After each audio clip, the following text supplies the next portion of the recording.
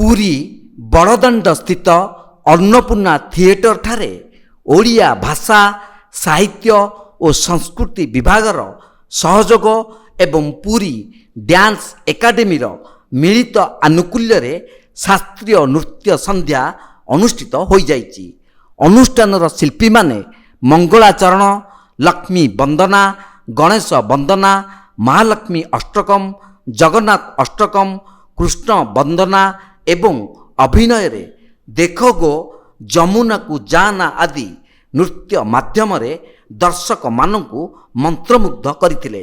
ମୁଖ୍ୟ ଅତିଥି ଭାବେ ବିଶିଷ୍ଟ ସମାଜସେବୀ ମହାବୀର ରୁଦ୍ର ନାରାୟଣ ସାହୁ, ମେମ୍ବର ଜଷ୍ଟିସ୍ ଜୁନେଲାଲ କୋର୍ଟ, ସମ୍ମାନିତ ଅତିଥି ଭାବେ ଶାନ୍ତି ଅନୁଷ୍ଠାନର ପ୍ରତିଷ୍ଠାତା ପଦ୍ମନାଭ ତ୍ରିପାଠୀ, ବିଶିଷ୍ଟ ତବଲାବାଦକ ଶଙ୍କର ବେହେରା ଓ ମୁଖ୍ୟ ବକ୍ତା ଭାବେ ସମାଜସେବୀ ଗୀତିକାର ବିମଳ କୃଷ୍ଣ ଦାସ ପ୍ରମୁଖ ମଞ୍ଚାସୀନ ଥିଲେ।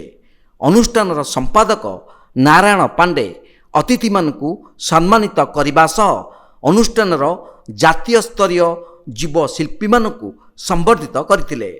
ଶାସ୍ତ୍ରୀୟ ନୃତ୍ୟ ସନ୍ଧ୍ୟା କାର୍ଯ୍ୟକ୍ରମରେ ଶିଳ୍ପୀ କୁମାରୀ ସୀମା, ଅଙ୍କିତା, ମଧୁସ୍ମିତା, ପ୍ରତୀକ୍ଷା, ପ୍ରକୃତି, ଶ୍ରୁତି, ଶୁଭଲକ୍ଷ୍ମୀ, ରବିଶଙ୍କର, ରାଜଶ୍ରୀ, ସୁରେଖା, ସାବିତ୍ରୀ, ଯଶସ୍ୱିନୀ, ଅଙ୍କିତା ଓ ଛୋଟ ବଡ଼ କଳାକାରମାନେ ନିଜ ନିଜର ଉଚ୍ଚକୋଟୀର ନୃତ୍ୟ ପରିବେଷଣ କରି ଦର୍ଶକମାନଙ୍କୁ ମନ୍ତ୍ରମୁଗ୍ଧ କରିଥିଲେ।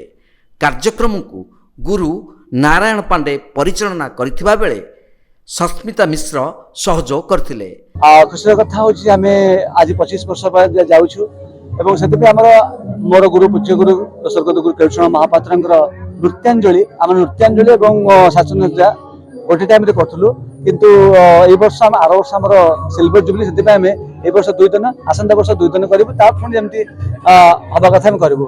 ଏହାର ମୁଖ୍ୟ ଉଦ୍ଦେଶ୍ୟ ହେଉଛି ଯେ ଆମର ପୁରୀ ସଂସ୍କୃତିର ପ୍ରାଣକେନ୍ଦ୍ର, ଏଇଠୁ ଓଡ଼ିଶୀ ନୃତ୍ୟ ସୃଷ୍ଟି, ବାହାରି ଦେବତା ଆସି ଗୋଟିପୁର ନୃତ୍ୟ ସୃଷ୍ଟି ଜଗନ୍ନାଥ ମନ୍ଦିରରୁ, କିନ୍ତୁ ଲୋକମାନଙ୍କ ମନ ଭିତରେ କିଛି କିଛି ଓଡ଼ିଶୀର ଏ ଯେଉଁ ଧାରା ଏଠି କମିଯାଉଛି। ତ ପ୍ରତିବର୍ଷ ଆମେ ଏଠି ଶାସ୍ତ୍ରୀୟ ସନ୍ଧ୍ୟା ପାଳନ କରୁଛୁ, ଯେହେତୁ ଆମ ଭାଷା ଶାସ୍ତ୍ରୀୟ, ଆମ ନୃତ୍ୟ ଶାସ୍ତ୍ରୀୟ, ଆମ ସଙ୍ଗୀତ ଶାସ୍ତ୍ରୀୟ, ସବୁ ଆମ ଶାସ୍ତ୍ରୀୟ। ତ ସେ ଶାସ୍ତ୍ରୀୟ ନୃତ୍ୟ ଏଠି ପାଳନ କରୁଛୁ।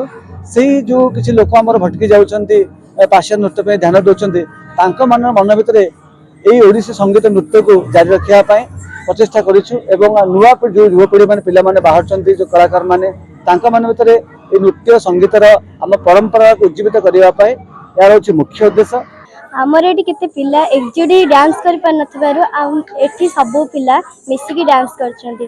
ଆଉ ଆମ ଗୁରୁ ନାରାୟଣ ପାଣ୍ଡେ, ମୁଁ ଏହା କହି ଖୁସି ହେଉଛି କି ସମସ୍ତେ ଏଠି ଏକଜୁଟ ହେଲେ ବହୁତ ମଜା ଲାଗୁଛି ଆଉ ଉତ୍ସବ ଲାଗୁଛି।